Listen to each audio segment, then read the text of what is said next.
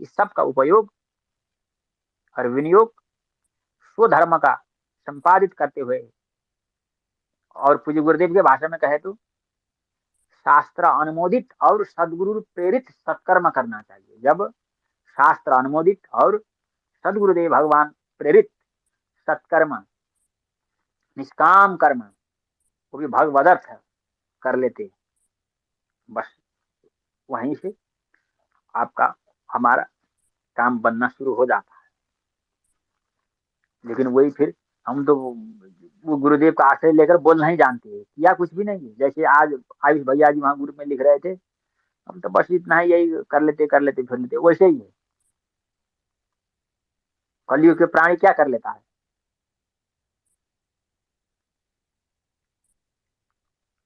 तो सदा भगवान का स्मरण करते रहना चाहिए, अपना कर्म धर्म का संपादन अपनी मर्यादा की सीमा में, योग्यता अभिरुचि और उत्साह की सीमा में करते रहना चाहिए। और भागवत में तो आया ही है, निर्देह माध्यम सुलभम सुदुर्लभम प्लवम सुकल्पम गुरुकर्णधारम मायानुकूलेन नव श्वेतेरितम पुमान भवागे निध्यम न तरेत आत्मा है। ये रामायण में भी आता है।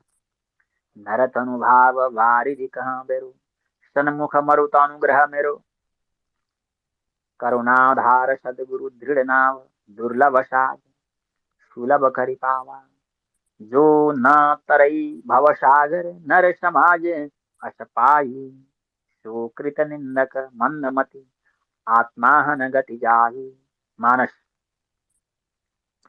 सुखाय कर्माणि करोति लोको न तैहि सुखम विन्देत भूयेष तत एव दुखम यद अत्र युक्तम भगवान वदेन नः। भागवत, भागवत में आता है दुर्लभम मानुषो देहो देहिनाम क्षण भंगुर है तत्रापि दुर्लभम मन्ये वैकुंठ प्रिय दर्शनम। देखिए, ये दुर्लभ, ये मनुष्य शरीर क्या है? पहले मनुष्य शरीर मिलना दुर्लभ है, ठीक है। मिल ही तो, मनुष्य शरीर मिला तो है, लेकिन ये क्षण भंगुर है। ये मतलब कब इसको क्या हो जाता है पता नहीं, इसका गारंटी नहीं है। अब हमको मिले तब मिला है, लेकिन गारंटी नहीं है। इसीलिए इस क्षण भंगुर शरीर नष्ट होने से पहले ही उस शिव स्वरूप परमात्मा तत्व भगवत तत्व को जानना है। उसको जाने बिना अगर ये क्षण भंगुर शरीर यह पूरा हो गया, फिर हम बर्बाद हो जाएंगे। तो विदेह में कह रहे, नारद पुराण में भी आता है ये, विदेह निमि कह रहे नौ योगीश्वरों को, वो तो श्रीमद् भागवत में है। दुर्लभम मानुषम जन्म प्रार्थ्यते त्रिदशैरपि तल अब्धवा परलोकार्थम यत्नम कुर्याद विचक्षण है। नारद पुराण में भी है ये। यहाँ पूरा मनुष्य शरीर के बारे में बताया गया है कि बहुत सुदुर्लभ है, देव दुर्लभ है, जैसे पूज्य गुरुदेव बताते हैं। और भागवत में और भी, जन्मांतर सहस्र मनुष्यत्व में ही दुर्लभम। देखिए, न मानुषम बिना अन्यत्र तत्व ज्ञान दुर्लभ्यते। गरुड़ पुराण देखिए, ये जो तत्व ज्ञान है ना, केवल मानुष मनुष्य शरीर में ही, मनुष्य योनि में ही तत्व ज्ञान के लिए योग्यता अभिरुचि और उत्साह हो सकता है, अन्य में नहीं। मान मान लीजिए किसी पशु पंछी में भी अगर उसमें परमात्मा विषय विचार है, लेकिन अभी उसको हम कहे भाई ये रुद्राक्ष पकड़ो, तुलसी की माला पकड़ो, राम राम करो, शिव शिव करो, उसे नहीं होगा। वो जानते हुए भी नहीं होता। वो जानते हुए भी किसी से जाके भाई हमारे आराध्य जो इष्ट है परमानंद सुधा सिंधु मदन मोहन नंदन नंदन ब्रजेंद्र नंदन श्री कृष्ण चंद्र, उसके बारे में थोड़ा हमको बताओ, उनका ज्ञान बताओ, ये नहीं कह सकता। मुझे एक प्रश्न पूछना है इसके बारे में कि जब हम लोग ऐसा बोलते हैं ना कि जो आपने अभी कहा ना उसी बारे में, तो ऐसा क्यों है कि ऐसा बोलते हैं कि कोई बहुत ही अच्छा पवित्र आत्मा का अगर जन्म होता है कुल में, तो वो बहुत सारे पूर्वजों को भी तार देता है। क्योंकि मेरे को ये समझ नहीं आता, ये सेंटेंस जब भी यूज होता है ना, कुछ लोग नहीं बोलते हैं इस तरह से। बहुत जगह अपने ग्रंथों में भी वाक्य आता है। तो मैं मान लीजिए हम मैं किसी बहुत ही उच्च उसमें पहुंच जाऊं, तो मैं कैसे अपने पहले के उन लोगों को तार सकती हूँ, ये मेरे को समझ नहीं आता। मैं अपने आप को तो चलो कर सकती हूँ, वो समझ में आता है कि हाँ हम अपने आप को एक उच्च लेवल तक पहुंचा दें इस जन्म में या सैकड़ों जन्म में। लेकिन जिस कुल में जन्म लिया उस कुल के सारे लोगों को कैसे हम वो कर देते हैं। भागवत आदि में आता है ना, कम से कम 21 कुल को हाँ। उतारा। देखिए वहाँ कोई संत ने वहाँ उत्तर दिया है, ये बाद में आयुष भैया जी भी इसके बारे में कह देंगे, कोई बात नहीं। देखिए एक जब एक धनवान व्यक्ति, जो एक अत्यंत धनवान व्यक्ति चाहे तो कितने का वो उद्धार कर सकता है, कितने निर्धन को वो धनी बना सकता है। देखिए अगर जैसे एक अत्यंत धनवान व्यक्ति बहुत सारे निर्धन को धनवान बना सकता है, उसका भोजन आदि का व्यवस्था कर सकता है, तो वैसे ही है जो अत्यंत पुण्यवान होता है। ये क्या है, ये परमात्मा की एक नियम है, ये परमात्मा का नियम है केवल। और जैसे देखिए बहुत सारे पूर्वजों ने गलती किया है, उसमें वहीं भागवत आदि में आता है, पिता कितने बड़ा मतलब आतंकवादी आतंककारी, कितना गड़बड़ कर चुका है अपना पूर्वज, और नाती पोता उसका उद्धार कर लेते क्यों। और नाती वो तो उस उसके अंतःकरण में भी उस सच्चिद आनंद स्वरूप परमात्मा तत्व के जानने की अभिलाषा थी, लेकिन वो उसका करते करते नहीं हो पाया।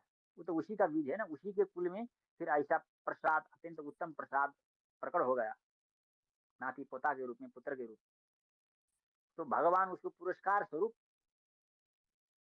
तार देते हैं सब। और उस सब में वो क्षमता भी नहीं होती। देखिए परिवार में हम यहाँ देखते, मैं भी कहीं जाता हूँ, लोगों को मतलब ऐसा नहीं कि अनायास ही किसी को तोड़ लेंगे, ऐसा नहीं है। ये भजन भजन आदि करने वाले किसका परिवार में मतलब कोई है या नहीं, हम जानने का प्रयास करते हैं। तो ये बहुत कम होता है। मैं अब बाकी का बात छोड़ दीजिए, मैं हमारे परिवार की बात करूं, तो हम तीन तीन पुत्र है हमारे माता पिता के, तीन तीन ही तीन, सब सब भिन्न रुचि भिन्न प्रकार वाले हैं। मैं और मेरा छोटा भाई थोड़ा सा एक ही जैसा है, लेकिन वो वो सरकारी अधिकृत है, ऑफिसर है। और मैं थोड़ा अलग ढंग का हूँ, और जो बीच का है वो हम दोनों से बिल्कुल अलग है। वो किसी का नहीं सुनता, वो केवल मेरा सुनता है, कभी कभार, कभी कभार वो केवल मेरा सुनता है और वो किसी का नहीं सुनता। कहीं कहीं क्षेत्रों में तो उसको पूछ के जाना पड़ता है, मतलब वहां के लोगों को भी, वो इतना खतरनाक है मेरा बीच का भाई। देखिए वो परिवार में हो जाता है, वो उसमें पूरा पिताजी का गुण आया है, ये करो वो करो, उससे कोई एक मिनट आंख जुदा के बोल नहीं सकता। देखिए वो एकदम खतरनाक तरीके का है वो बीच का भाई।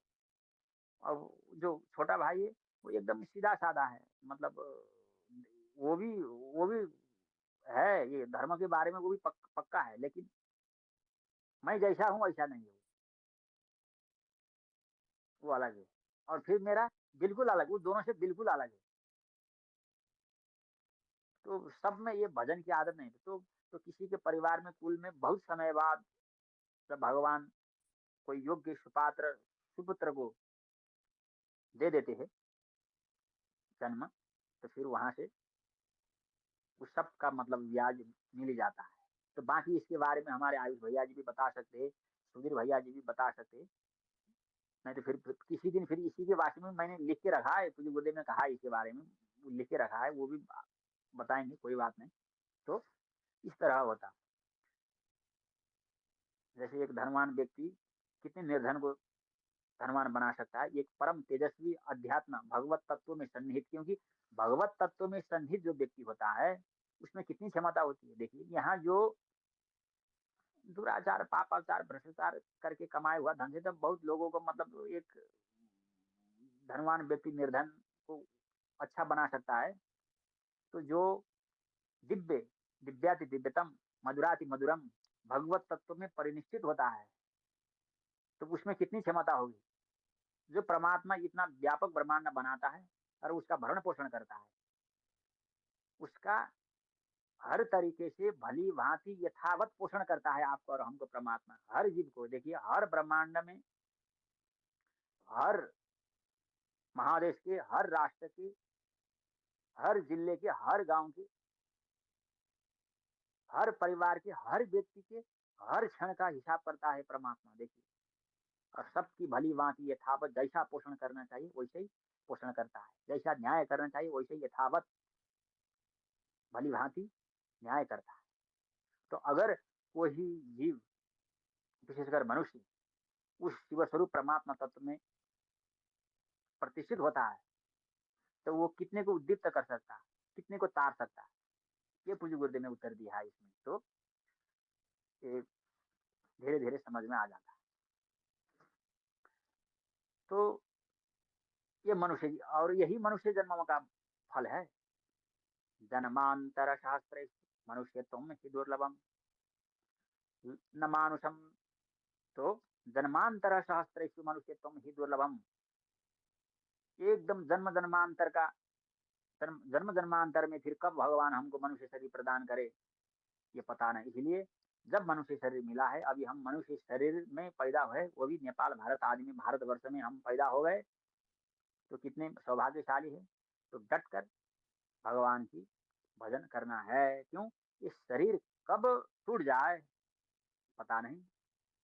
क्योंकि यहाँ जो गरुड़ पुराण का वचन है, न मानुषम बिना अन्यत्र तत्व ज्ञान दुर्लभ्यते, ये जो तत्व ज्ञान है मनुष्य शरीर, मनुष्य योनि में ही हो सकता है, अन्य में नहीं। जैसे हमने अभी कहा, मान लीजिए किसी भैंस को, किसी बकरे को, किसी मुर्गी को, हाँ परमात्मा होता है, आत्मा होती है, उसका चिंतन करना चाहिए। मान लीजिए उसने चिंतन कर ही लिया, लेकिन जैसे हमने अभी बताया ना, उसको भाई तुम माला पकड़ो, तुलसी का राम राम खाओ, रुद्राक्ष का माला पकड़ो, आप शिव शिव करो, उसे नहीं होता। और वो कहीं जा, उसके मन में होते हुए भी वो कहीं जाके पूछ नहीं सकता कि तत्व ज्ञान क्या है, तत्व ज्ञान कैसे निष्पन्न होता है, हमको तत्व ज्ञान का आधान कर दो। वो जाके आचार्य के पास जाके वो एक कुछ नहीं कह सकता, नहीं प्रश्न जिज्ञासा नहीं कर सकता। इसलिए ये मनुष्य शरीर क्या है, अत्यंत सुदुर्लभ है। इसीलिए गरुड़ पुराण में कहा गया है, न मानुषम बिना अन्यत्र तत्व ज्ञानम तो लभ्यते। तो केवल मनुष्य शरीर में ही ये सारा व्यवस्था है। दुर्लभम त्रयम एवैतद देवानुग्रह हेतुकम, ये अत्यंत महत्वपूर्ण और देव दुर्लभ, देवताओं के ही अनुग्रह से मिलता है, भगवान के ही अनुग्रह से मिलता है। देखिए, मनुष्यत्वम मुमुक्षुत्वम महापुरुष संश्रय, विवेक चूड़ामणि में आया है ना, दुर्लभम त्रयम एवं तद देवानुग्रह हेतुकम। मनुष्यत्वम मुमुक्षुत्वम महापुरुष संश्रय, मनुष्य शरीर मिल गया, मुमुक्षुत्वम और जिज्ञासु हो गए, आप परम जिज्ञासु हो गए, और महापुरुष का संश्रय मिल गया, फिर तो हमारा काम बन ही जाता। तो ये मनुष्य जन्म जो है ऐसे ही नहीं गवाना है। इसको ये बहुत ध्यान करने योग्य बात। मनुष्यत्व, मनुष्य शरीर, मुमुक्षुत्व, जिज्ञासु और महापुरुष संश्रय। देखिए कितना महत्वपूर्ण है मनुष्य शरीर। आज हम ये यही मन में आए थे कि मतलब मनुष्य शरीर के बारे में, तो यहाँ सारा वही प्रकल्प चल रहा है। तो श्रुतिर विभिन्न स्मृतेश्च भिन्न नैको मुनिर्यस्य बचो प्रमाणम। जैसे महाभारत में आता ना, श्रुतिर विभिन्न स्मृत्यश्च भिन्न नैको मुनिर्यस्य वचो अप्रमाणम। श्रुति भी विभिन्न है, स्मृति भी विभिन्न है, और मुनियों का वचन का प्रमाण भी विभिन्न है। तो सामान्य जन धर्म का निर्णय, धर्म का निश्चित मत कैसे प्रतिपादन करे, नहीं नहीं होता। इसलिए वहां कहा गया है, धर्मस्य तत्व निहितम गुहायम महाजनो एन गथा सपंथा। तो जो महापुरुष है, जो आचार्य गण है, जो साधु है, जो संत है, उन्होंने जिस जिस मार्ग को अपना के उस परम तत्व को प्राप्त हो गए, बस वही मार्ग आपका और हमारा भी है। क्यों? ये धर्म के बारे में कोई भी नहीं बता सकता, ये अत्यंत गहन है। मतलब विविध तरीके से बताया गया है। जैसे पूज्य गुरुदेव एक बार बता रहे थे भागवत में, प्रत्येक पेज पर ही अगर दो ऋषि मुनि है तो उनका बात अलग है, तो साधारण मनुष्य कैसे कैसे समझ समझ लेता है उसे। ये पूज्य गुरुदेव बताते हैं, ये लेखन शैली क्या है, बहुत साहित्यिक होती है, और उसका अर्थ अत्यंत गूढ़ होता है, यानी कि दार्शनिक होता है। तो वो हमसे नहीं हो पाएगा वो। इसीलिए धर्मस्य तत्व निहितम गुहायम महाजनो ये न कथा सपंथा। तो ये धर्म तत्व असाध्य गूढ़ रहस्य है, इसके बारे में निरूपण हर कोई से नहीं होता। इसलिए जो महापुरुष है, वो महापुरुष लोग जिस जिस मार्ग से चले हैं, बस वही मार्ग क्या है, धर्म मार्ग है। बस हमें वही मार्ग से चलना है। जैसे ये शिवाजी पुराण में, भागवत आदि में आया है, बस के न प्रकारेण किसी भी प्रकार से हम उस शिव तत्व में परिनिष्ठित होना है। ये दृष्टि अपने जीवन में लाना है कि जो कुछ हो गया था भूतकाल में, वो केवल शिव ही थे। अभी जो दिखाई पड़ रहा है, अभी जो हो रहा है वर्तमान में, ये भी शिव ही है। और भविष्य में जो कुछ भी होगा वो शिव ही होने वाला है।